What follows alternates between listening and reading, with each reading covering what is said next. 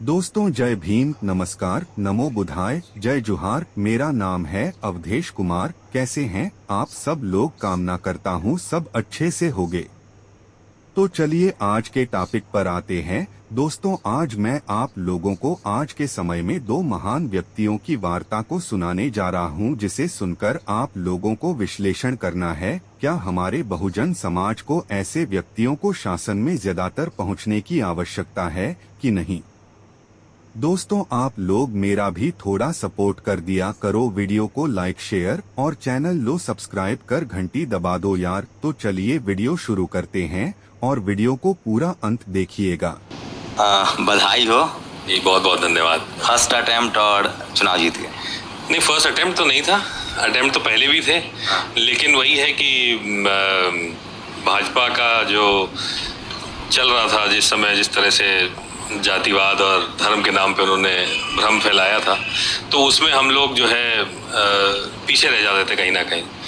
तो इस बार जो है देखा कि लोगों ने रिजेक्ट किया है सीधे सीधे और अपने मुद्दे चुने हैं, अपना संविधान चुना है, अपनी नीड्स को पहले रखा है। तरुण, आप यूपी से चुनाव जीत के आए, पूरे देश में यूपी की चर्चा है। लोग मान चुके थे कि नरेंद्र मोदी अजय हैं। कैसे देख रहे हैं? आप यूपी से हैं भी और आप शेड्यूल कास्ट कम्युनिटी से बिलोंग करते हैं, आईआईटी ग्रेजुएट हैं। क्या बदलाव दिखा समाज में और इस बार क्या था समाज, मतलब खासकर दलित पिछड़े? अभी राहुल गांधी जी का एक ट्वीट आया है कि गरीबों ने और शोषितों ने, मतलब एससी एसटी ओबीसी अल्पसंख्यक समाज ने संविधान बचा लिया। आप क्या देख रहे हैं? बिल्कुल सही कहा उन्होंने। देखिए, हम लोग का हमेशा से ये पॉइंट रहा है कि आप धर्म को मानते हैं, जिस भी धर्म को मानते हैं, आपका व्यक्तिगत मामला है। जातिवाद को तो सीधे सीधे रिजेक्ट करते हैं हम लोग। और हम लोगों ने कहा, हमेशा से पॉइंट रखा है, विशेष रूप से पीएल पुनिया जी ने और मैंने बाराबंकी में, कि आप अपने मुद्दों पे बात क्यों नहीं कर रहे हैं। आप बच्चों के शिक्षा के बारे में नहीं बात कर रहे हैं। किसी स्कूल में जो शहर के पास हैं उसमें कैपेसिटी 14 टीचरों की है, 20 टीचर लगे हुए हैं, और जो ग्रामीण क्षेत्र में दूर है उसमें 10 टीचर होने चाहिए, 1 टीचर है। आप शिक्षा की बात नहीं कर रहे हैं, आप रोज़गार की नहीं बात कर रहे हैं, आप किसानों की बात नहीं कर रहे हैं, मजदूरों की कोई बात नहीं कर रहा है। सीधे 2 ही 4 मुद्दे हैं। अब आपने माननीय प्रधानमंत्री जी के भाषण सुने होंगे पूरे चुनाव प्रचार में, कोई भी मुद्दे की बात उन्होंने नहीं करी है। वो सीधे सीधे हिंदू मुस्लिम की बात करते थे। जो भी बात वो करते थे उसमें आम आदमी के मुद्दे कहीं नहीं आए। और आम आदमी, अगर आप देखें तो आम आदमी वही है, एससी ओबीसी पिछड़ा जो आप बात कर रहे हैं। तो उनके मुद्दे कौन उठाएगा? उनके मुद्दे हमें उठाने पड़ेंगे। हम लोग जनता का प्रतिनिधित्व करते हैं। सबसे ज़्यादा आबादी जो है वो आज नौकरी को तरस रही है, कहीं नौकरियां नहीं है। शिक्षा के संस्थान जो है, जो 10,000 फीस लिया करता था 4-5 महीने 6 महीने की, वो आज 1-1 लाख रुपए ले रहे हैं। सरकारी की बात कर रहा हूँ।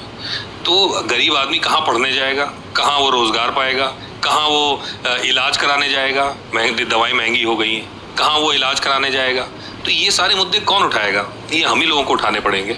और उत्तर प्रदेश की जनता ने एक बार दिखा दिया है इस बार कि जो मुद्दों की बात करेगा उसी के साथ हम खड़े हैं, चाहे वो किसी भी वर्ग का आदमी हो।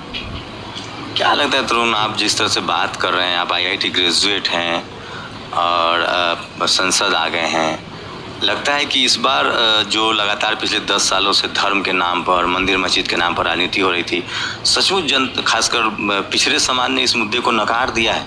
जी बिल्कुल, बिल्कुल अच्छी तरह से नकारा है। आप देखिए, राम जन्मभूमि की इन्होंने बात करी, अयोध्या हार के आए।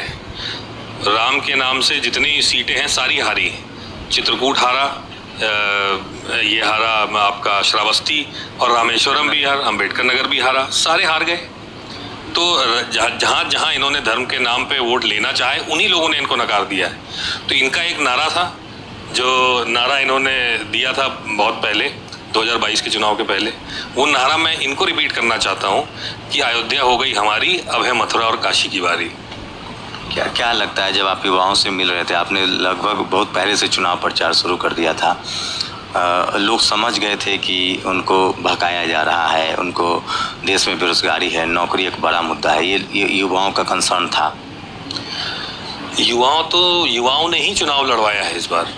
अगर आप देखें तो जैसे भारतीय जनता पार्टी के तमाम नेताओं ने कहना शुरू कर दिया कि 2 लड़के क्या चुनाव लड़ाएंगे यहाँ पे, अखिलेश यादव जी और राहुल गांधी जी के बारे में।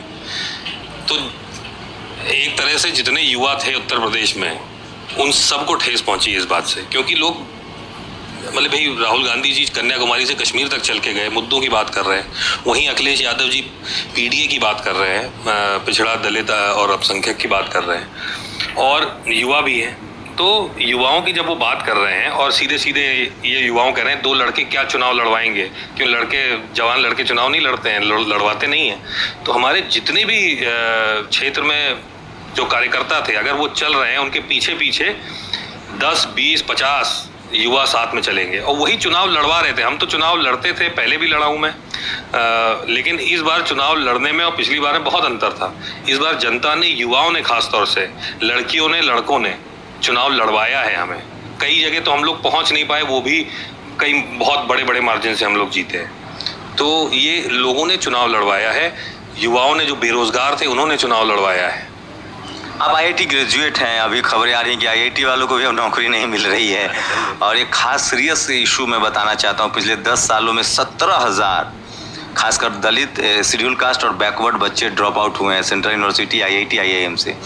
इन सब मुद्दों पर कम से कम आप जैसे कैंडिडेट जो रिजर्व सीट से चुनाव जीत के आते हैं, जो कॉन्स्टिट्यूशन की वजह से जिनको सम्मान मिला, खासकर पिछड़े, दलित, अल्पसंख्यक, ये सब मुद्दे बहुत गंभीर हैं। लगता है संसद पर पिछले 10 साल से इस पर चर्चा नहीं रही होती। वहाँ जय श्री राम हो रहा था, वो दौर भी खत्म हो रहा है जब पीएल पुनिया अब लोकसभा में नहीं है, आपके फादर रामविलास जी नहीं है, लालू यादव नहीं है, वो तमाम लोग थे जो सोशल जस्टिस की, शरद यादव नहीं रहे। तो अब क्या है, आप लोग नई लकीर खींचेंगे, क्योंकि आप लोगों से बड़ी उम्मीद है। एक तो आप लोग बैकवर्ड समाज से भी आते हैं, पिछड़े दलित समाज से आते हैं, और पढ़े लिखे लोग हैं आप लोग। ये सब मुद्दे जिसको एड्रेस नहीं कर रहे हैं कोई। देखिए, ये मुद्दे पहले मैं सोशल मीडिया और मीडिया के माध्यम से उठाता था, जितने मुद्दों की आपने बात करी है, और अब क्योंकि मौका मिला है, जनता की तरफ से मौका मिला है उनको रिप्रेजेंट करने का, तो संसद भवन में भी ये बात उठाई जाएगी। अब मैं आपको एक छोटी सी बात बता दूं, मैं पढ़ने गया आईआईटी रुड़की में, 10,000 रुपये फीस थी 6 महीने की, और आज मेरा भाई है, उसको एडमिशन दिलाने गए थे हम लोग, तो उसकी 2 लाख फीस है 6 महीने की। तो इतने में अब वो तो कर लेगा, लेकिन जो गरीब आदमी है, गरीब स्टूडेंट है, उसके दरवाजे बंद है। वो कहेगा कैसे होगी। स्कॉलरशिप के लिए अप्लाई करता है, कहते पहले फीस जमा करो, फिर हम उसको रीइंबर्स कर देंगे। क्लैट का आज मुझे एक लड़के ने फ़ोन किया, एक शेड्यूल कास्ट के बच्चे थे गुजरात से, क्लैट क्वालिफाई कर चुके हैं। उन्होंने कहा कि फर्स्ट ईयर में ही मुझे 4 लाख रुपए चाहिए, और मैं गरीब का बच्चा हूँ, मैं कहाँ से पैसे लाऊँ, वकील की पढ़ाई।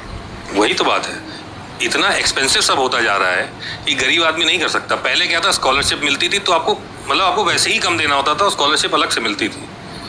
लेकिन अब जो है, आप पूरा फीस जमा करिए, बढ़ी हुई फीस, महंगी फीस आप जमा करिए, और पता नहीं वो कब रीइंबर्स होके आएगी। कोशिश है कि दलित पिछड़े कम से कम स्कूल कॉलेज ना जा सके, ये इस तरह की 10 साल में कोशिश कर दी। यही तो कोशिश है। देखिए, फीस बढ़ा, बहुत सारे तनुज पुनिया ना निकल पाए। हाँ, सही बात है। और क्या, चाहते ही नहीं है कि जो है, जो हाँ डिप्रेस्ड सेक्शन ऑफ सोसाइटी, बाबा साहब ने जो कहा था, तो जो वंचित वर्ग है वो कहाँ जाएगा फिर। महिलाओं के लिए बड़ी कठिनाई हो जाती है।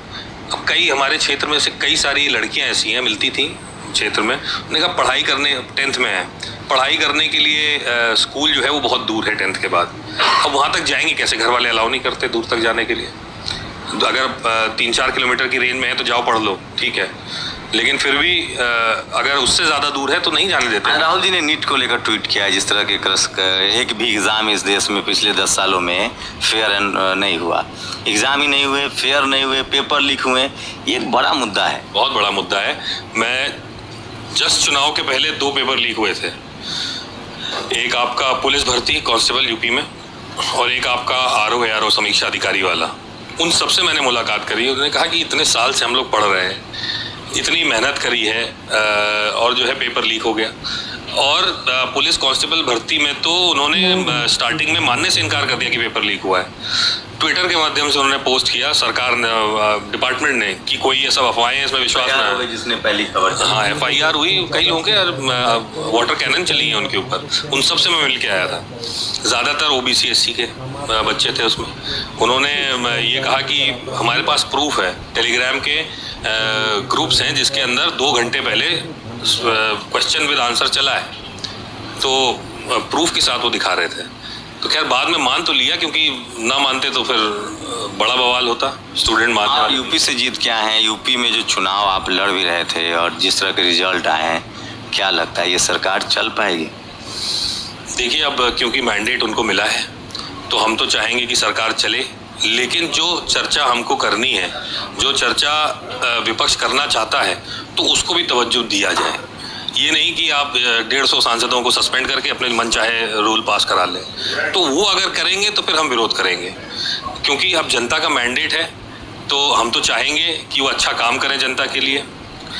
लेकिन अगर काम नहीं करेंगे, अगर जिस तरह से उनकी 10 साल की कार्यशैली रही है, अगर वैसी ही रही तो हम विरोध करेंगे। हम अपनी बात को रखेंगे, हम वंचित वर्ग की बात रखेंगे, SC OBC अल्पसंख्यक की बात रखेंगे, सबकी बात हम रखेंगे उनके बीच में, और उम्मीद करते हैं कि सरकार इस बार अच्छा काम करे, नहीं तो हमारा विरोध तो रहेगा ही। बाराबंकी के लिए क्या रहेगा, चूँकि बाराबंकी का बड़ा नाम है, उसका आप वहाँ से चुन के आए हैं, उसके लिए क्या प्रायोरिटी है आपकी? कि हमारे यहाँ प्रायोरिटीज़ ये हैं, एक तो अधूरे काम जितने हैं वो पूरे किए जाएंगे। PL पुनिया जी ने एक वहाँ पे ट्रॉमा सेंटर खुलवाया था, 11 साल हो गए। ट्रॉमा सेंटर खुलवाया था, अपनी सरकार के खिलाफ लड़ झगड़ के खुलवाया था, बाकायदा डिबेट्स हैं, लेकिन आज तक वो इमरजेंसी की तरह इस्तेमाल हो रहा है। जितनी मशीन्स हैं वो ताले चाबी के अंदर बंद पड़ी हैं। 11 साल हो गए, 10 साल से भाजपा के सांसद हैं उसमें, लेकिन उन्होंने ये ठीक नहीं समझा कि ये स्वास्थ्य की सेवा बाराबंकी में मिल जाए, लोगों को लखनऊ ना रेफ़र करना पड़े, बाराबंकी में ही इलाज हो जाए। तो ये है, इस तरह के कई सारे काम हैं। एक ITI जो है किंतूर में है, बिल्डिंग बनी खड़ी है, बल्कि 2 खुलवाए थे आप कांग्रेस पार्टी के कार्यकाल में। 2 खुलवाए थे, एक बंद पड़ा था, तो हम लोगों ने रोड जाम की, धरना प्रदर्शन किया, तब जाके उसको रेनोवेट करा करके और उसके अंदर फिर पढ़ाई शुरू हुई है। ऐसा ही एक किंतूर में कॉलेज है, उसकी पढ़ाई किसी और कॉलेज में होती है और डिग्री मिलती है वहाँ की। तो ये सारे काम पुराने पड़े हैं, पूरे करने हैं। किसानों के लिए अब किसान जो है मेहनत करके, इस समय गर्मी के मौसम में वो मेहनत करके पेपरमिंट की खेती करता है। हमारे यहाँ पेपरमिंट होता है, पेपरमिंट के ऊपर GST भी लगता है, मंडी टैक्स भी लगता है। सरकार अभी तक कंफ्यूज है कि ये गुड्स एंड सर्विस है कि ये एग्रीकल्चरल प्रोड्यूस है। तो आज तक सरकार खुद ही कंफ्यूज है, दोनों टैक्स लगा दिया उन्होंने, तो उसमें भी लॉस हो रहा है। तो कई सारे ऐसे काम है, चाहे जैसे लोगों तो मंत्रालय में होना चाहिए था, सरकार किसी की वहाँ इतने नॉलेजेबल लोगों को मंत्रालय में होना चाहिए। अब कोशिश रहेगी। देखिए, अब हम तो साथ में लगे हैं, जब जैसे नेतृत्व मौका देगा हम लोग करेंगे। कहीं भी नहीं रहे, सांसद भी नहीं रहे, कुछ भी नहीं रहे, तो भी लड़ाई लड़ेंगे, तो भी लड़िएगा, तो भी लड़ेंगे पूरी। एक आखिरी सवाल, एक माहौल था, डर का माहौल था, विपक्ष का मुद्दा भी था, संविधान, लोकतंत्र खतरे में है, संविधान खतरे में है। रिजल्ट के बाद अब आप लोग कैसा महसूस करें? जनता से तो हम लोग बात कर रहे हैं, हम सब लोग, पत्रकार हो, जनता हो, सब राहत की सांस ले रहा है कि अब हम पुतिन मॉडल नहीं आएगा, चीन मॉडल नहीं आएगा। लगता है कि अब लोकतंत्र फिर से चुनाव होगा, लोग बात कर पाएंगे, पत्रकार अपनी पत्रकारिता कर पाएंगे। आप लोग कैसा, एक पॉलिटिकल पार्टी के कार्यकर्ता के तौर पे, एक MP के तौर पे कैसा सोच रहे हैं? नहीं, ये बहुत अच्छा ही सवाल है, बहुत अच्छा सवाल है, क्योंकि संविधान के ऊपर जिस प्रकार से भारतीय जनता पार्टी की बनने से पहले, आज़ादी के बाद भी, जस्ट आज़ादी के बाद 1950 से संविधान का विरोध कर रहे हैं। तब से इन्होंने कहा है कि नहीं, संविधान गलत है। बाबा साहब के पुतले फूके गए थे 1950-51 में, RSS ने फूका था। तब से ये लोग विरोध कर रहे हैं, और आज क्योंकि ये ऐसी पोजीशन में थे, पूर्ण बहुमत थी इनके पास, इन्होंने नारा भी दे दिया था 400 पार का। इनके सांसदों ने एक्सप्लेन भी किया था कि 400 पार संविधान बदलने के लिए हमें चाहिए। एक होता है कि आप अमेंडमेंट कर रहे हैं किसी चीज़ में, अच्छी चीज़ है कोई, या कुछ आउटडेट हो गई तो आप उसमें एडिशन कर देते हैं। बाबा साहब ने खुद प्रावधान, हाँ, प्रावधान खुद कर रखा, नहीं बदल सकते, हाँ, प्रेम्बल नहीं बदल सकते। लेकिन जो है, जिस तरह से इन्होंने कहा संविधान बदल देंगे, तो वो बात जो है जनता में बहुत आक्रोश पैदा हुआ। हमारे बगल के हैं, अयोध्या के जो हारे हैं इस बार सांसद लल्लू सिंह जी, उन्होंने स्वयं कहा था कि संविधान बदल देंगे, और संविधान की कॉपी फाड़ने जा रहे थे, वो तो पता नहीं फाड़ी कि नहीं फाड़ी, लेकिन जो है उन्होंने काफ़ी विरोध किया था। कई सारे भाषणों में उन्होंने कहा था बस 400 सीट दिलवाइए आप लोग, हम संविधान बदल देंगे। तो उसका असर एक बहुत देखने को मिला है। जो बाबा साहब को मानने वाले लोग हैं, संविधान को मानने वाले लोग हैं, शिक्षित लोग हैं, वो सब भारतीय जनता पार्टी के खिलाफ में आ गए।